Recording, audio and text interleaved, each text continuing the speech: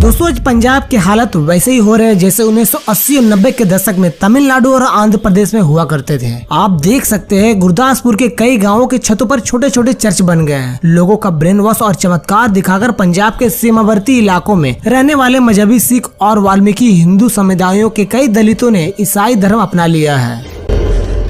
अगर आप देखोगे 2011 की जनगणना के अनुसार पंजाब की आबादी 2.77 करोड़ थी। कुल आबादी में सिखों की संख्या 57.7% है, जबकि ईसाइयों की आबादी सिर्फ 1.3% है। वास्तव में राज्य के 20 जिलों में 16 में सिख बहुसंख्यक है, बचे 4 में हिंदुओं का वर्चस्व है जिसकी आबादी 38.49% है, जबकि मुस्लिम 1.9% ही है। हालांकि 2001 की जनगणना की तुलना में पंजाब में सिखों का प्रतिशत 59.9% से भी कम हो गया है, जबकि ईसाइयों की प्रतिशत 1.2% से मामूली रूप से बढ़ा है। आप इस ट्रेंड को आप देखोगे तो इन 11 सालों में ईसाइयों की संख्या में बढ़ोतरी हुई है।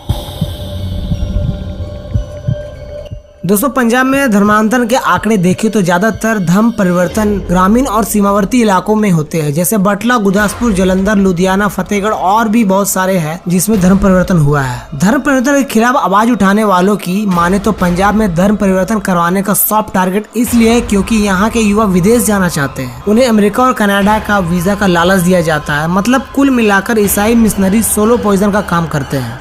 एक्चुअली में देखा जाए तो ईसाई मिशनरी सबसे पहले कमजोर नस्ल को पकड़ते हैं, यानी आर्थिक हालत को टारगेट करते हैं। बच्चों की अच्छी शिक्षा व्यवस्था की बात करते हैं, विदेश भेजने का सपना दिखाकर ललचाते हैं और जीवन स्तर ऊंचा करने का सपना दिखाते हैं। गरीबों के अलावा अन्य लोगों की भावनाओं तक कमजोरी को पकड़ते हैं, फिर रोग खत्म करने वाले समागम करते हैं और चमत्कार दिखाते हैं। चमत्कार इस तरह का होता है कि हिंदू सिखों के देवता गुरुओं की पत्थर की मूर्ति और ईसा मसीह की लकड़ी की मूर्ति को पानी में डालकर कहते हैं कि जो शक्तिशाली होगा वो डूबेगा नहीं। जाहिर तौर पर पत्थर की मूर्ति डूबना तय है और मरे हुए इंसान को जिंदा कर देते हैं।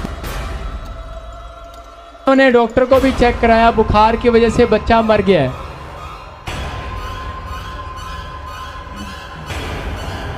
सब आंख बंद करें, हाथ बढ़ाएं, किसी के बच्चे की जान वापिस आ जाए। कितने लोग खुश हैं? चक्के लगाएंगे, जी हाँ चक्के लगाएंगे, चक्के लगाएंगे,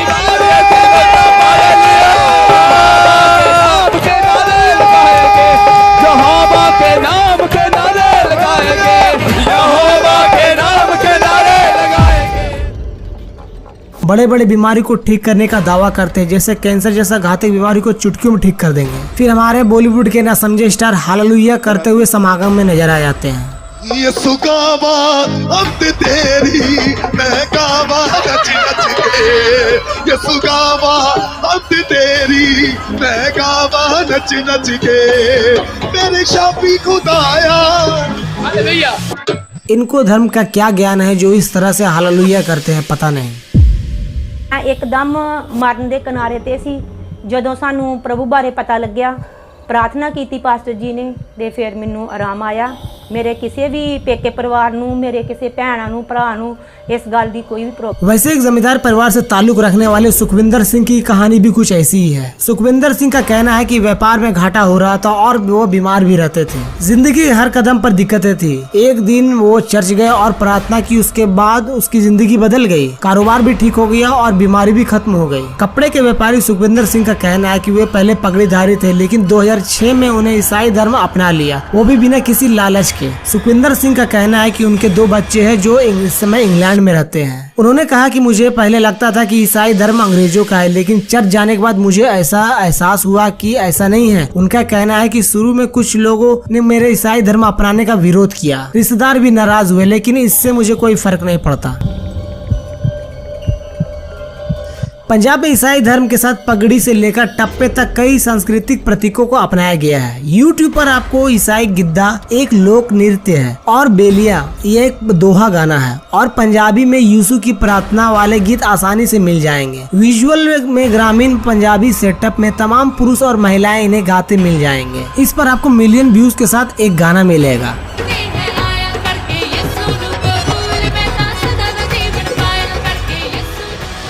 दोस्तों ऐसे और भी बहुत सारे गाने आपको YouTube पे मिल जाएंगे। दोस्तों सिख धर्म बदल लेने के बाद कुछ लोग अपनी पगड़ी नहीं छोड़ते, क्योंकि उन लोगों का कहना है कि कपड़े किसी का धर्म निर्धारित नहीं करते। मैं बचपन से पगड़ी पहन रहा हूँ, अब ईसाई बन जाने के बाद मैं इसे कैसे उतार दूं? यह मेरी पहचान का एक हिस्सा है। श्रद्धालु चर्च में प्रवेश करने से पहले अपना सिर ढक लेते हैं, जैसा गुरुद्वारा में होता है। हालांकि यह नियम केवल महिलाओं के ऊपर लागू होता है। नाम के मामले में भी स्थिति कुछ ऐसी है कि राज्य में अधिकांश ईसाइयों की तरफ से चर्च के प्रति अपनी निष्ठा जताने के लिए उपनाम मसीहा दिया जाता है, लेकिन कई लोगों ने अपने पिछले नाम को नहीं बदला। उनके नाम न बदलने का एक बड़ा कारण है दलितों को मिलने वाला आरक्षण का लाभ उठाना, जो कि धर्मांतर करने की स्थिति में उन्हें नहीं मिल सकता। यही वजह है कि जनगणना में पंजाब के ईसाई आबादी का अधिकांश हिस्सा आंकड़ों से बाहर रहता है, जिसकी वजह से राज्य की राजनीति में इस जनसंख्या को पर्याप्त प्रतिनिधित्व नहीं मिल पाता है। वैसे 60 साल की सुखवंत कौर के लिए जीसस के अलावा कोई सहारा नहीं है। अमृतसर जिले के दूजेवाला गांव की रहने वाली सुखवंत ईंटों से बने कमरे के एक घर में रहती है, जिसमें ना तो कोई चूल्हा है और ना ही कोई खाना पकाने वाला कोई परिवार। उसके घर की शोभा बढ़ाती है तो केवल यीशु की पोस्टर। वह कहती है कि ईसाई धर्म ने मुझे समुदाय की भावना दी है। यीशु ने मेरे जीवन को नकारात्मक ऊर्जा से छुटकारा दिलाया। पहले मजहबी सिख रही सुखवंत ने ईसाई धर्म अपनाया क्योंकि उसे चर्च जाना बहुत पसंद था।